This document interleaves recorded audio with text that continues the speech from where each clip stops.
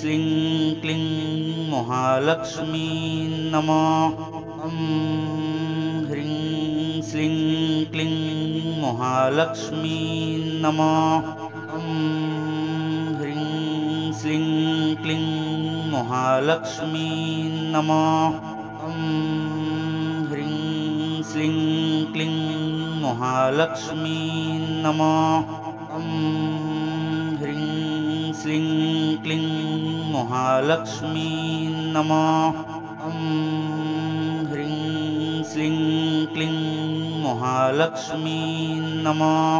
ॐ ह्रीं श्लीं क्लीं महालक्ष्मी नमः। ॐ ह्रीं श्लीं क्लीं महालक्ष्मी नमः।